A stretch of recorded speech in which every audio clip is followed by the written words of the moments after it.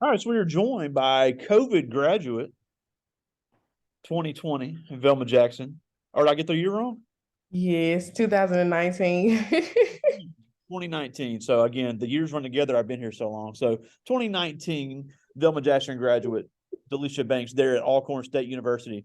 Um, Velma Jackson, to Hinds Community College in Utica, now to Alcorn State. And even though we've had so many students have a similar path, everybody's story is different. So we'd love to hear your journey from Velma Jackson to Hinds to Alcorn.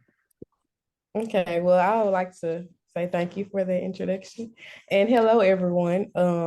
Like you stated, I'm Delesha Banks. I graduated in 2019, actually.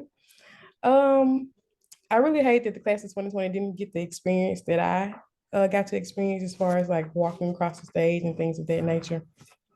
But anyways, I graduated from Velma Jackson High School with honors. I also was able to apply for a few scholarships my senior year before I graduated.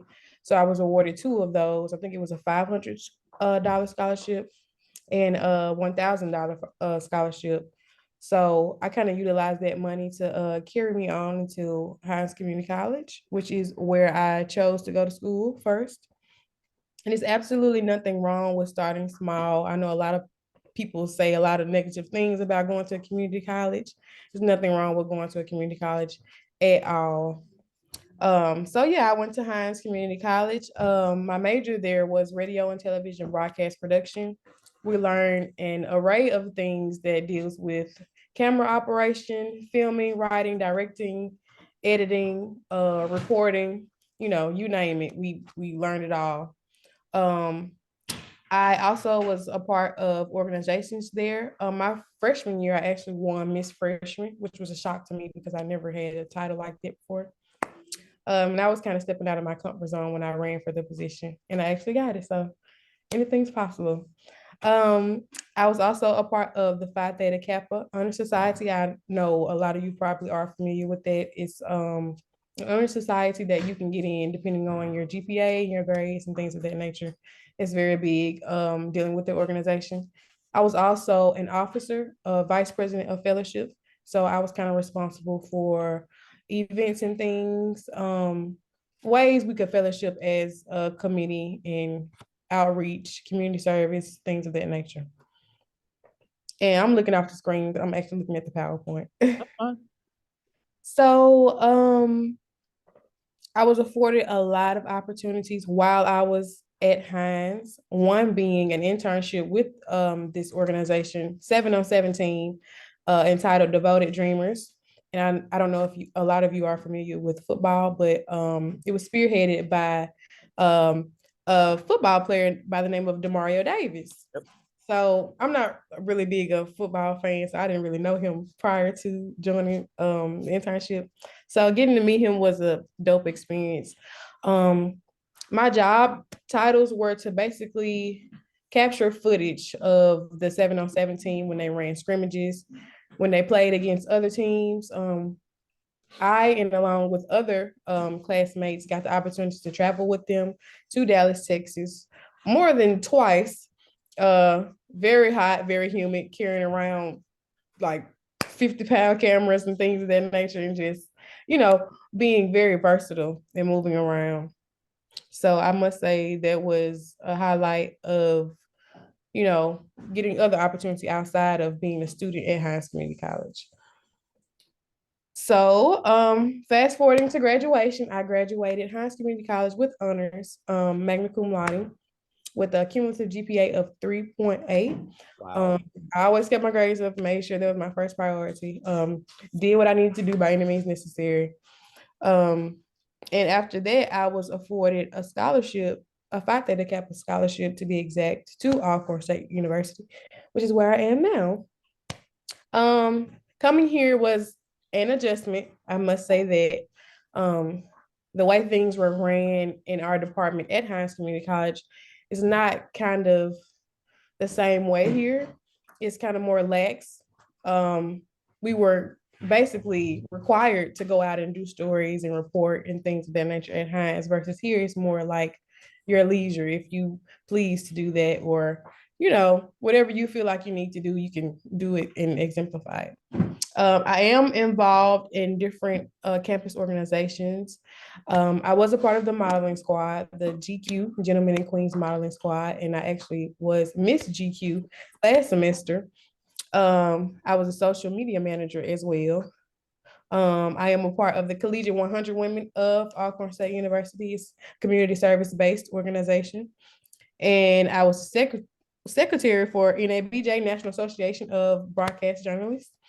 And I am also vice president of the Alcornite, which is the yearbook that we have here at Alcorn. So kind of got my foot in a lot of different places. It's good and it's okay to be versatile once you find the college of your choice. And my second internship happened to be at WLBT. I was a part of the first inaugural class of the Great Media Training Center. I know a lot of you probably are familiar with that just picked up last year. So I was a part of the first people to be inducted into the internship. So that was a great experience. We got the opportunity to actually be at the station, work alongside, heavy hitters such as Howard Ballou, Maggie Wade. I don't know if you are familiar with them or not, but they've been in the news industry like a long time. So we got the opportunity to work alongside them and learn many different areas and aspects of news, as they all like allude to each other and things of that nature. So that was a great experience. As far as aspiration goes, excuse me, outside of school, I do partake in modeling. I am like a freelance model now. So I kind of do my own work, come up with my own creativity, and like try to exemplify it through photo shoots and things of that nature. So that is something that I do outside of school. And I think that will conclude the PowerPoint. I was basically wanting to tell the students that it's okay to ask questions, regardless of whatever situations you may find yourself in. You just never know what question you may ask to get you an answer and will lead to something else. So. Absolutely. Now, and we have some questions from the students, but I had a few as well. Can you talk a little bit about that Phi Theta Kappa scholarship? Because we've heard about it from some other community college students, but the Phi Theta Kappa scholarship basically covers everything at the university. So talk a little bit about that, because people worry about the cost of college, but the Phi Theta Kappa is a great way to get a lot of that covered. Mm-hmm. Okay, well, the Phi Theta Kappa scholarship that I was awarded was the undergraduate scholarship, which is $10,000 a year. Wow. So it's like $5,000 a semester. Here it doesn't quite cover everything because school is not cheap at all. And Alcorn recently raised their I want to say like prices of tuition and things of that nature. So everything's more expensive now, more costly. So yeah, but I am grateful for that scholarship because it did offset the cost of a major way, basically. Like I said, I was an officer, a vice president of fellowship. So I really think that also helped play a part in the amount that I received, as well as the grades and GPA, of course. It's very important that you maintain your grades and keep your GPA at a high standing in order to be awarded things such as this. It's a process behind applying for scholarships for Phi Theta Kappa. You also need to do your own research because not every school will offer you the same amount of money. So that's the thing to keep in mind. Make sure you do your research as far as different universities and how much they will offer you for a particular scholarship for Phi Theta Kappa. Yeah, and another thing is you hear a lot of people say, I want to do the HBCU experience, which is awesome, but you can do that at Hinds or at Coahoma, which are the two community colleges which have the HBCU experience and can save you a lot of money on the front end and give you a smaller class environment. And we were just talking about that before you came on, how Velma Jackson in the small class environment, it's tough to adjust to the big college life if this is what you're used to. So how did being at that small environment at Hinds really help you adjust to taking that next step? Okay, well, I can rewind back to high school. Coming out of high school, my circle was very small as far as friends. I wouldn't say I was well known, but I was known. So I was kind of an introvert. So I wasn't really out there like most people I was real secluded. I stayed to myself as much as possible. So starting off small was best for me at the moment. I didn't feel comfortable enough to just branch off and go straight to a university because of just comfort, basically just like a comfort zone thing. But there were quite a bit of students at Hinds, and that also allowed me to open up and get to experience different people and just see how people operate and things of that nature. And I also forgot that um, I forgot to mention that I was a resident assistant at Hinds. So resident assistants are basically like the little police for the residence halls and things of that nature. We were assigned to different residence halls. So that led me no choice than to like interact with people and talk to people and things like that. So going to Alcorn was kind of an adjustment, like I stated, because it's more people, bigger environment. Yeah, just a lot of different personalities and different opportunities as well. So I would like to say to anyone who is having like second thoughts on going to a university, there's nothing wrong with going to a university first. Just make sure that is where you would be most comfortable. Yeah. Yeah, everyone's story is different. But we were just watching a couple of videos about Alcorn, and one thing that people don't understand is that Alcorn has a huge international population. There's people from South America, Africa, Europe, Canada, Australia, you name it. So, even though it may be HBCU historically black doesn't mean exclusively black. So there's literally people from all walks of life that you otherwise probably wouldn't get to meet. Mm-hmm. It's very versatile here, very. Now, and obviously we have to talk about, we were all, looking at Alcorn, some of these programs, Alcorn is the place to go for them, but talk about, how hard is it to be so secluded, in a campus that's literally, as they say, in the middle of nowhere? Well, everything is fast paced here, believe it or not. Every week you have an assignment for each class and it just rolls around like constant. Like every time you turn around, it's work to do, something to be done. So when you get involved in different organizations, that's adding on to the plate, just making things even more fast paced. Um, Being secluded here is it can be very hard at times because you find yourself having to go out. Like let's say if your organization is meeting to discuss something, you have to go out and fellowship with other people and be in the presence of other people. So I would just say you just have to learn how to be conducive with the environment, so to speak. So Yeah, and it really is. I mean, it just takes planning and time management, because I think the isolation is kind of a hindrance to some people, but obviously it can be done with the right preparation. But I do have some questions from the students, and these are all juniors. This first one is to Noah Thompson, and he asked, "How is the environment at Alcorn different from the environment at Hinds?" well, like I stated earlier, it's more people, of course. The residence area at Hinds was, well, the one in Utica particularly, they were all like in the same area versus here, the residence halls are like more separated. So like you have people in this certain area on campus, you have people in this certain area. So it's kind of like more spaced out, so to speak. Um, it is more students. I think I can't remember the population here, but it's quite a bit versus Hinds.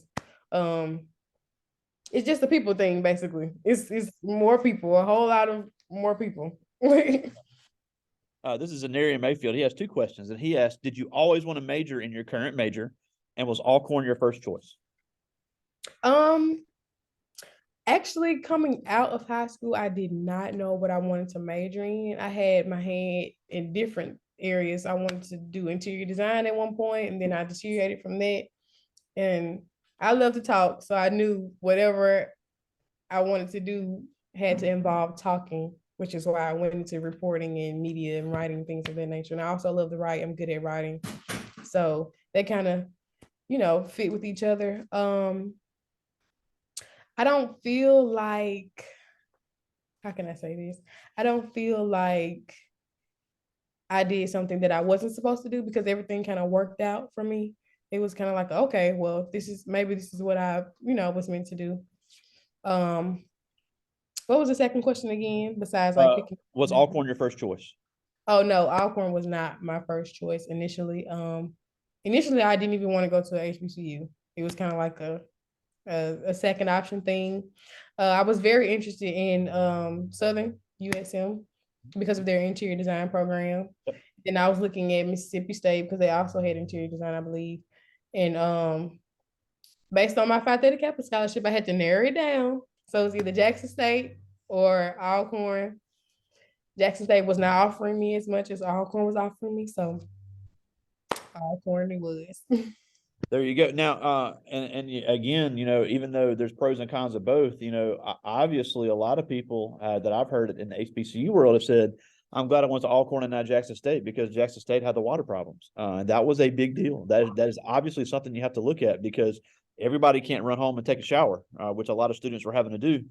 So again, I think if it was me, I think I'd much rather be isolated and have warm water than having to go all the way home just to take a shower. So that's something that could be worked out. This is Harmony Williams, and she asked, "What was the main thing you did to adjust to life at Alcorn?" I kind of pushed myself to be more open and out there. Like I said, I am involved in different organizations. So I kind of had to push myself to leap and be out there and get involved with my campus community and to network with different people and, just to be communicative and just get out of my shell, not stay in my room all day because you won't get anywhere staying in your room all day. Trust me, it's not a good thing to do. Yeah, So I, yeah, I agree because important as the academics are, because obviously the GPA to keep the scholarship and to be able to graduate with honors is important, but you have to be able to network and get those internships. Closed mouths don't get fed. And you have to be able to put yourself out there, and it's not who you know, it's who knows you. So obviously, getting in the student organizations, and Alcorn, like most schools, does a great job. If you want to start one, they'll help you start one. If there's something you want to be involved in, and then also the student activities at Alcorn, they also do a great job. I know they got the game room and the bowling alley, and especially if you're someone that don't, you're not able or don't want to just drive all the time, they have things on campus there for everybody to have fun with. And then things are walking distance, like you just stated. We have a game room. They just recently renovated that, so they added a lot of different components to that. We have a bowling alley here. It's kind of fun. It's dope. Yeah, and if you get really good at bowling, they have a bowling team that gets to travel. So it's an NCAA sport. So for women only. So that's if you want to take up bowling, Alcorn can be the spot for you.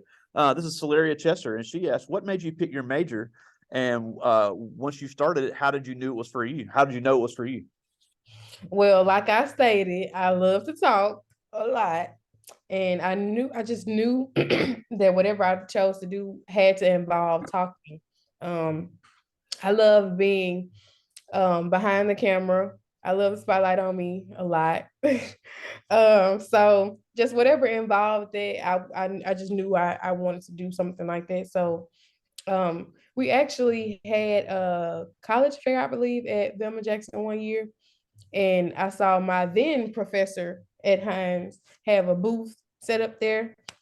And before that, I never knew about Hinds and Utica like at all. So I went to the booth and I got introduced to Mr. Chrysler. That's his name, Timothy Chrysler. I got introduced to Mr. Chrysler. He was basically telling me about his program, and he was also allowing me to. He had like a TV screen set up with the microphone, so he allowed me to like say the little slogan WHUC News 7, and I kind of felt like, okay, I like this. So I went back and told my then academy teacher, Miss Gowdy, about it, and they kind of networked, and she set up some things in order for us to like actually visit the campus. And we toured the studio. They have an actual studio, like a news station studio in the department at Hinds. So we got to see that firsthand. We also got to do like a practice newscast. So we were reading teleprompters, sitting behind the desk, operating cameras. And I was like, okay, well, this is fun. I can see myself doing this.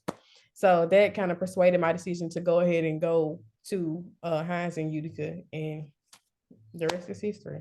Yeah, and you also made a great point earlier, and I can't believe I skipped this, is you said yourself you didn't know what you wanted to do in high school.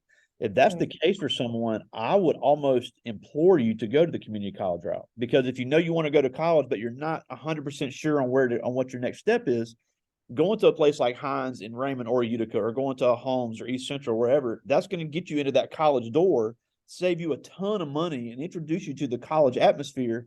And then maybe, like you said, find something you're good at, because if you're not 100% sure, there's no point in wasting thousands of dollars to try to figure that out. That's true. I just got two more from the students. This is Fred Johnson, and he asked, "What is your favorite thing about Alcorn?" My favorite thing about Alcorn would have to be the opportunity that you can get here. Um, if you find yourself like ever alone, there are different things you can get involved in as far as committees, boards, uh, clubs.